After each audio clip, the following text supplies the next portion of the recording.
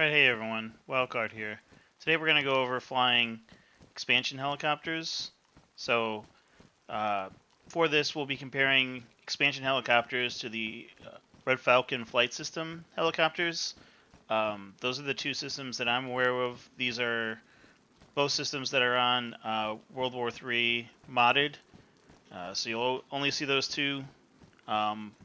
Basically making this video because a lot of people have issues flying the expansion helicopters. It's not as easy. There's a little bit more of a learning curve for these as opposed to the Red Falcon flight system helicopters.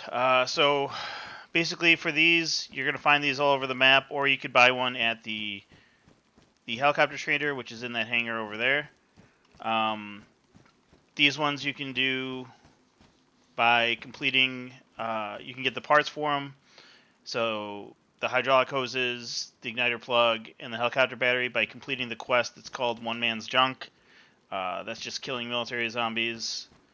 And you'll be able to choose different components. So you'll just need to choose those three. Once you have those three, you'll be able to find a heli, go out there, put them in, and then you're in business.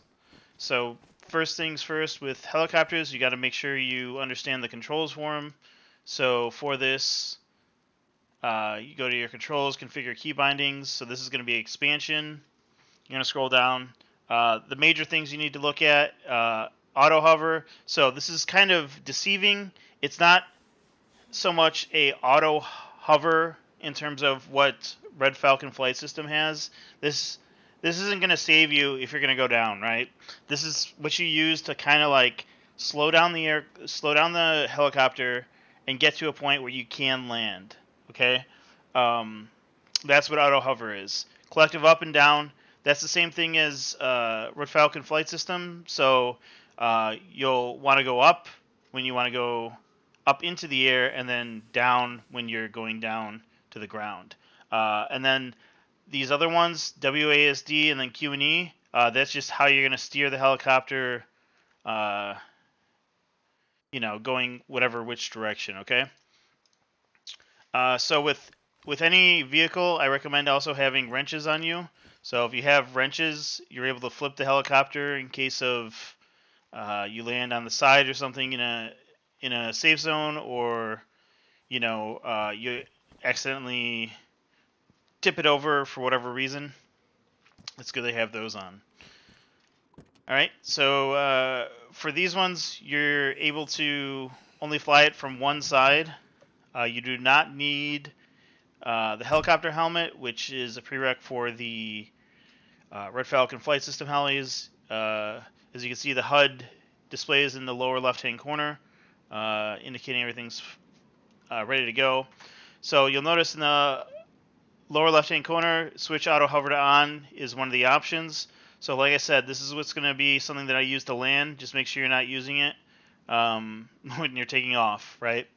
All right, so I'm going to start up the engine. Nice little animation there. I'm going to let the engine spool up. And so once it's up and running, what I'm going to do is I'm going to be pressing the left shift button. This is going to raise on my collector. This is going to make the helicopter go into the air, okay? So I'm pressing left shift, going up and into the air. Once you clear the trees or anything else, you can start to press down. So my W key is going to tilt me down, and it's going to force me to go forward, right?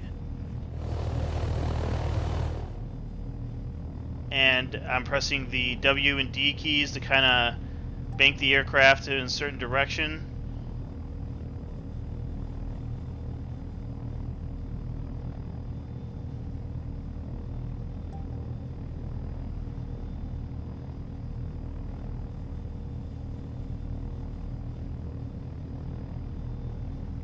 Yep, just like that. I'm switching between first person and third person with the V key. Sometimes it's easier to see where you are in third person to land the vehicle. So just keep that in mind when you're trying to land. Alright, so let's pretend like I want to go and land now. So I'm going to switch auto hover to on. So as you can see, it's slowing down my speed, and in the upper left-hand corner, it has a number of meters of where I basically initiated that auto hover on. So it's going to try and maintain it there at that altitude, right? And as I press the Z key to lower on the collector, that number is going down, and so is my actual altitude. You can see my speed went to 0, so this is ideal for landing the helicopter, right? That's you have no speed, so you're nice and stable, and all you do is you hold on the Z key, right? Holding it on, holding it on. Eventually you're going to get to a point where you're low enough to the ground where you could stop the helicopter engine and basically get out. Just like that. Now, you see I parked in a wide open field here. You're going to want to park basically something similar to that. With these helicopters, it's very hard to finesse where to go. So, the more easier landings for a Red Falcon Flight System heli are not going to be able to be done as easily with this. So, one of the things you can do to kind of like finesse where you're going to go is let the helicopter spool up, and then you're not going to press too much on the collector, but just enough to raise it a little bit, and then kind of press the W key, and it's going to kind of make the helicopter move just a little bit, right? This is tricky because this is how you eventually get to, flip upside down in the helicopter. But you can kind of do this and kind of like guide where you want the helicopter to end up being once it's on the ground, right? And see, here we go. We're going to flip just like that. Just it's so easy to do it in these helicopters. Especially when you're trying to finesse something. So I'm going to go ahead and get out. Take my wrench out of the helicopter.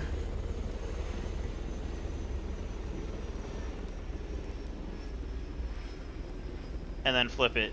Now make sure you're not on the underside of this helicopter. It's going to flip up and basically kill you. There you go. Now it's back in the spots.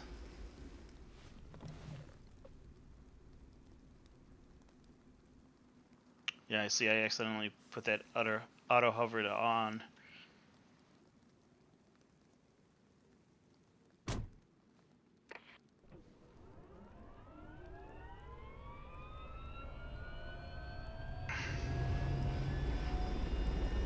One of the features of expansion aircraft is you can also auto fuel.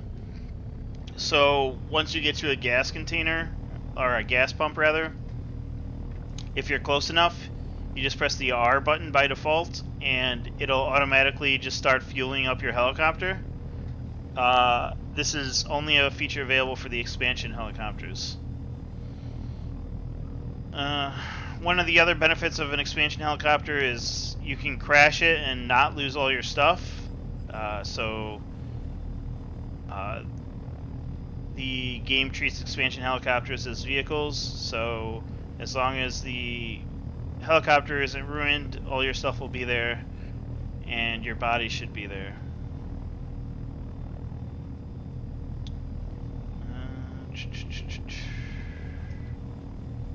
We'll go ahead and do another landing here.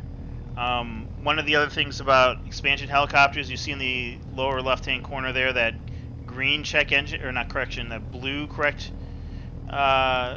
check engine light, that indicates a kind of lag feature of the helicopters. So it's supposed to protect you from essentially crashing when you reach a high lag area. I'm not entirely sure on what it does, but it does indicate when you do reach lag, so that is very helpful for you. I always try and make sure when I'm flying that I'm not I'm very cognizant of the high lag areas, because it's very easy to lag out because of a trader or a huge base, and then you go right into the ground, right? And then all your hard work is gone. So I'm going to see if I could try and land here and land next to the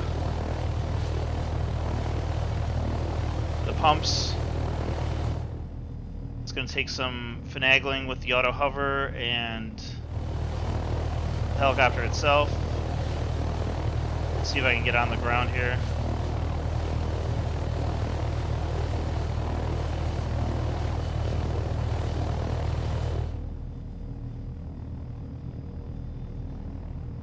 See if I could not flip it.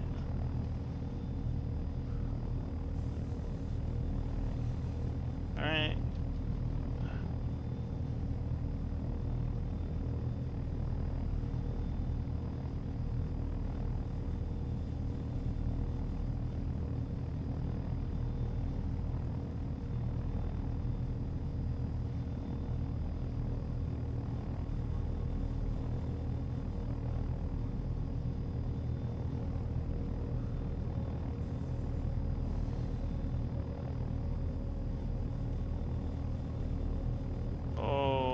Shit.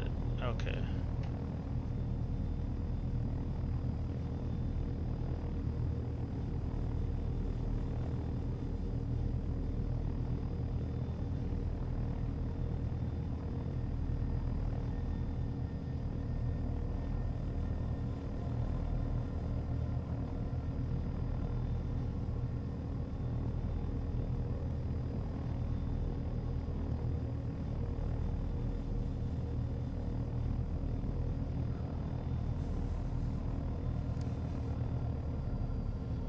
Alright, so see, I'm holding down R. That's the indication that it's actually fueling up the helicopter. Yep, and as you see at the fuel gauge, my fuel is actually going up. So this saves time in that you don't have to get out of your helicopter, and then it just helps you fill up for fuel. Otherwise, you would need a jerry can. I think I covered the basics for everything you need to know for starting flying these helicopters. Again, it's going to take practice. I recommend trying with a smaller helicopter first. Those are easier to control. And then going from there. If you have any questions, feel free to leave them here. Otherwise, you can ask them in our Discord. I'll leave a Discord link in the video.